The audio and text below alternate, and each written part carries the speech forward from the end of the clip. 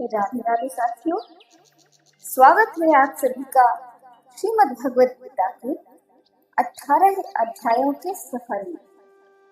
तो साथियों, आज का सफर शुरू होता है। अर्जुन उवाच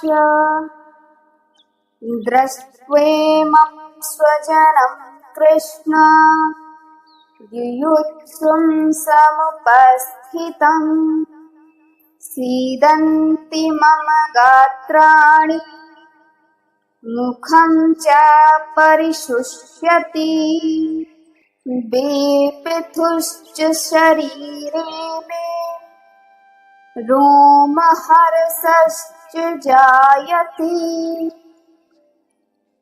साथियों, करुणा भरे स्वर में यहाँ अर्जुन कहते हैं, हे कृष्ण, इस युद्ध क्षेत्र में डटे हुए युद्ध के अभिलाषी इस स्वजन समुदाय को देखकर मेरे अंग शिथिल हुए जा रहे हैं, मेरा मुख सूखा जा रहा है तथा मेरे शरीर में कंप और रोमांच हो रहा है। साथियों, न जाने कितनी ही बार हमारे साथ भी ऐसा होता है कि जब हम अपनी समस्या के सामने होते हैं तो उस समय हमारी शक्ति खत्म हो जाती है, हमें बिल्कुल खाली खाली सा लगता है और हमें ऐसा लगता है कि अब हम ये युद्ध नहीं जीत पाएंगे। जैसे कि हमारे जीवन में भी कभी कभी परीक्षा की घड़ी आने पर हम घबरा जाते हैं। अर्जुन को भी यही घबराहट हो रही है। अर्जुन भी अपने स्वजन समुदाय को देखकर घबरा रहा है कि मैं इनसे कैसे युद्ध कर सकता हूँ, ये तो मेरे अपने हैं।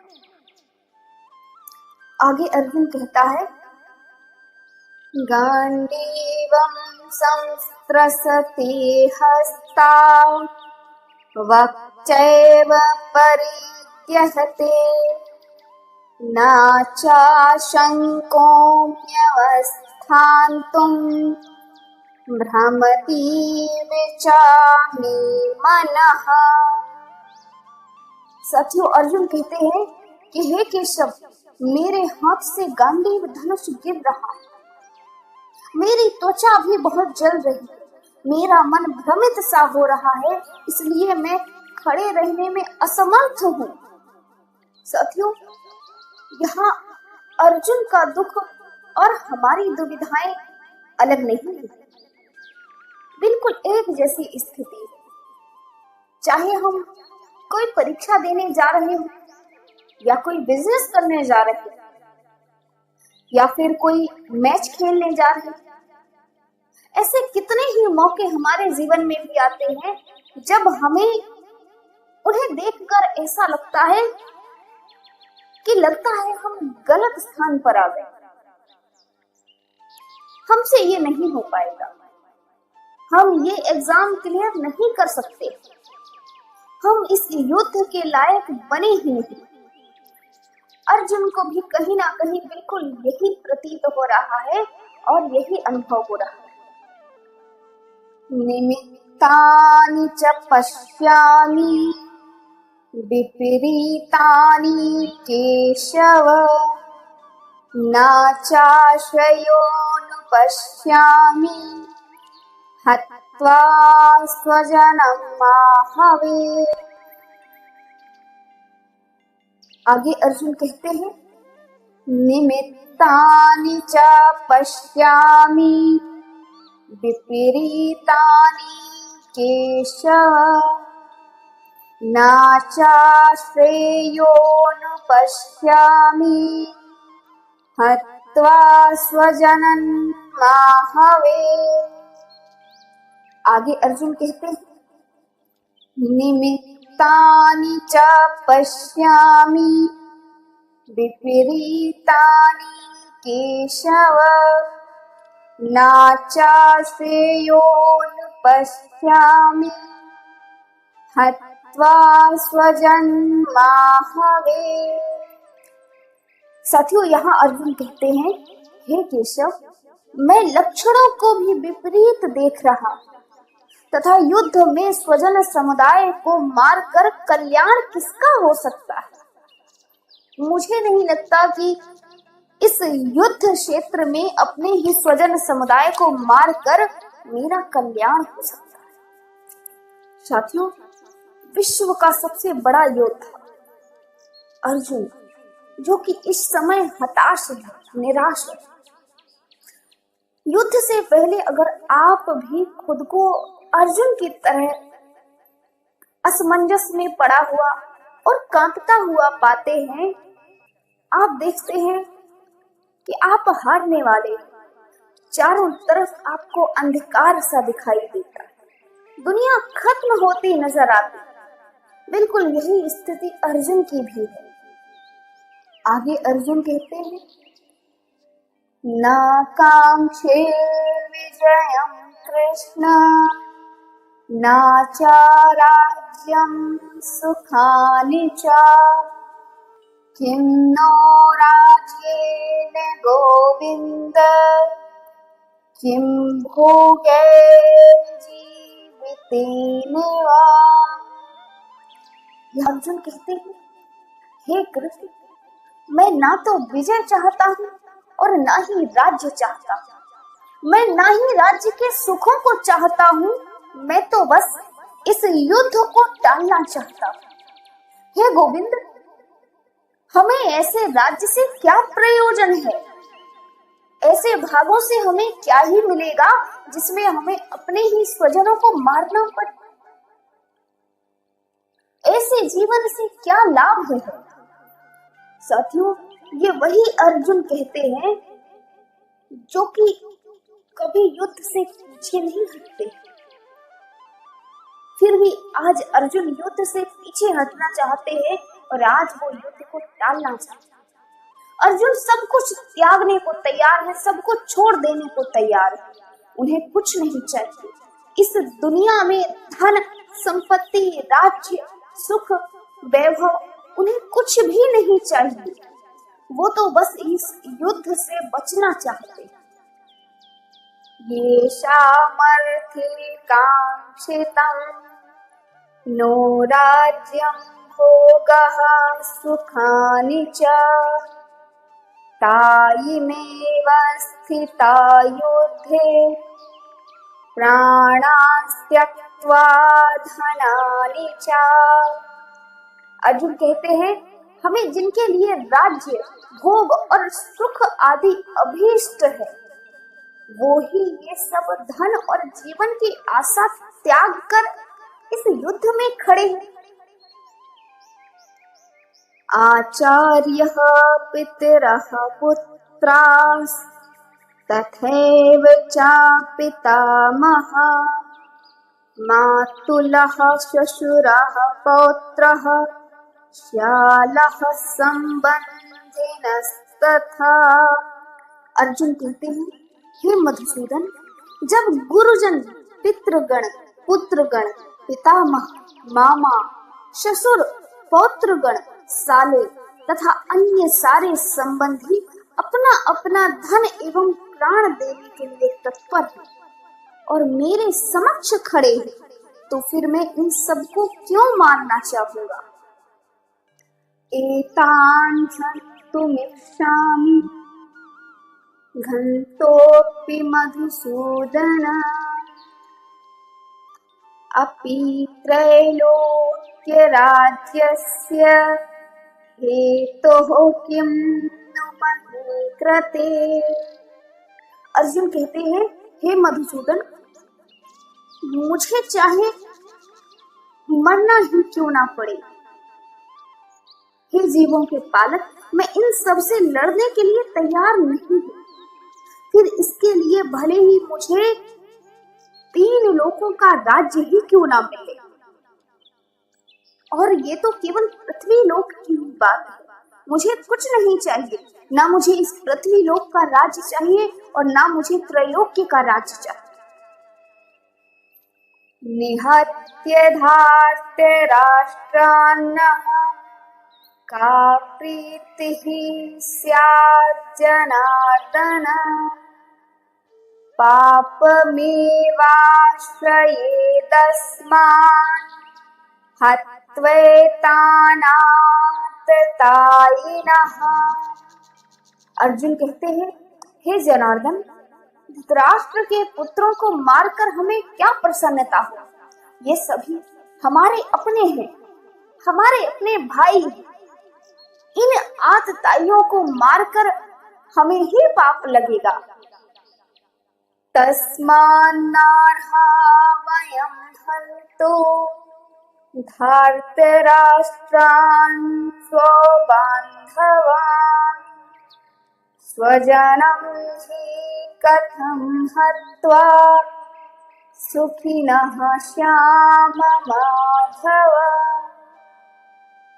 आगे अर्जुन कहते हैं कि हे माधव, अपने ही बांधव धृतराष्ट्र के पुत्रों को मारने के लिए हम योग्य नहीं, क्योंकि अपने ही कुटुंब को मारकर हम कैसे सुखी रह सकते। यद्यप्येते न पश्यन्ति लोभोपहत चेतसः कुलक्षय कृतं दोषं मित्रद्रोही च पातकम् कथं न ज्ञेयमस्माभिः पापादस्मान्निवर्तितुम् कुलक्षयकृतं दोषं प्रपश्यति जनार्दन। अर्जुन कहते हैं, यद्यपि लोभ से भ्रष्ट हुए ये लोग कुल के नाश से उत्पन्न दोष को और मित्रों से विरोध करने में पाप को नहीं देखते। हे जनार्दन, कुल के नाश से उत्पन्न दोष को जानने वाले हम लोगों को इस पाप से हटने के लिए क्यों नहीं विचार करना चाहिए? अरे, दुश्मन तो गलत कर रहा है, वो पाप कर रहा है, वो लालच के वशीभूत है, वो सही गलत का निर्णय नहीं कर पा रहा, किंतु हम तो ये देखने में समर्थ हैं कि सही क्या है और गलत क्या है। हम तो अपनी विवेकपूर्ण बुद्धि से ये विचार कर सकते हैं कि भला पापी को मारने से पाप के अलावा क्या ही मिल सकता है। कुलक्षये प्रणश्यन्ति कुलधर्मः सनातनः धर्मे नष्टे कुलं कृत्स्नम् अधर्मो हि भवत्युत अधर्माभिभवात् कृष्ण प्रदुष्यन्ति कुलस्त्रियः स्त्रीषु दुष्टासु वार्ष्णेय जायते वर्णशङ्करः शङ्करो नरकायैव कुलङ्घाणां कुलस्य च पतन्ति पितरो ह्येषां लुप्तपिण्डोदकक्रियः। अर्जुन कहते हैं, हे केशव, कुल के नाश से सनातन कुल धर्म नष्ट हो जाते। धर्म के नाश हो जाने पर संपूर्ण कुल में पाप बहुत फैल जाता है। हे कृष्ण, पाप के अधिक बढ़ जाने से कुल की स्त्रियां अत्यंत दूषित हो जाती हैं। और हे वार्ष्णेय, स्त्रियों के दूषित हो जाने पर वर्ण संकर उत्पन्न होता है। वर्ण संकर कुल घातियों को और कुल को नरक में ले जाने के लिए ही होता है। लुप्त हुई पिंड और जल की क्रिया वाले अर्थात श्राद्ध और तर्पण से वंचित इनके पितर लोग भी अधोगति को प्राप्त होंगे। दोषैरेतैः कुलङ्घानां वर्ण संकर कारकैः उत्साद्यन्ते जाति धर्मः कुलधर्माश्च शाश्वतः। उत्सन्ने कुलधर्माणां मनुष्याणां जनार्दन नरके नियतं वासो भवतीत्यनुशुश्रुम्। इन वर्ण संकर कारक दोषों से कुल घातियों के सनातन कुल धर्म और जाति धर्म भी नष्ट हो जाते। इसलिए हे जनार्दन, जिनका कुल धर्म नष्ट हो गया है, ऐसे मनुष्यों का अनिश्चित काल तक नरक में वास होता है। ऐसा हम अभी तक सुनते आए। आगे अर्जुन कहते हैं, अहो बत महत पापम कर्तुं व्यवसिता वयं यद्राज्य सुख लोभेन हन्तुं स्वजनमुद्धतः यदि माम प्रतीकारं शस्त्रं शस्त्रपाणयः धार्तराष्ट्रारणे हन्योस्तन्मे क्षेमतरं भवेत्। शोक में डूबे हुए अर्जुन कहते हैं कि हम लोग बुद्धिमान होकर भी महान पाप करने के लिए तैयार हैं, जो राज्य और सुख के लोभ से अपने ही परिवार को, अपने ही बंधु बांधवों को मारने के लिए उद्यत हो रहे हैं। यदि मुझे मेरे भाई यानी कि धृतराष्ट्र के पुत्र इस रणभूमि में मुझे मार भी डाले तो मेरे लिए ये अधिक कल्याणकारी होगा, बजाय कि मैं उनको मार डालूं। संजय वाच एवमुक्त्वार्जुनः शंखे रथोपस्थ उपाविशत् विसृज्य शशरं चापं शोकसंवेग्नमानसः। संजय, जो धृतराष्ट्र को इस महान युद्ध का वर्णन दे रहे, वह बताते हैं कि रणभूमि में शोक से उद्विग्न मन वाले अर्जुन ने इस प्रकार अपने वचन कहते हुए बाण सहित अपने धनुष को त्याग दिया है और रथ के पिछले भाग में जाकर बैठ गए। साथियों, यह था भगवद गीता का पहला अध्याय, अर्जुन विषाद योग। अर्जुन विषाद योग, इस पूरे अध्याय में अर्जुन के मन में जो शंका है, जो दुख है, इसका वर्णन। अब इसके बाद के अध्याय में श्री कृष्ण अर्जुन के दुख का, उनकी शंका का और उनकी परेशानियों का, हर प्रश्नों का बड़े ही सुंदर तरीके से उत्तर देंगे। श्रीमद् भगवद गीता का प्रथम अध्याय अर्जुन विषाद योग, जिसमें सुंदर और साधारण शब्दों में जिसकी व्याख्या करने का प्रयास किया है। आप सभी ने इस सफर में बहुत साथ दिया है, आप सभी का बहुत बहुत धन्यवाद। आगे भी इस सफर में ऐसे ही साथ बने रहिए और आपसे मुलाकात होगी अगले अध्याय के सफर के साथ। तब तक के लिए आज्ञा दीजिए। आप सभी को राधे राधे।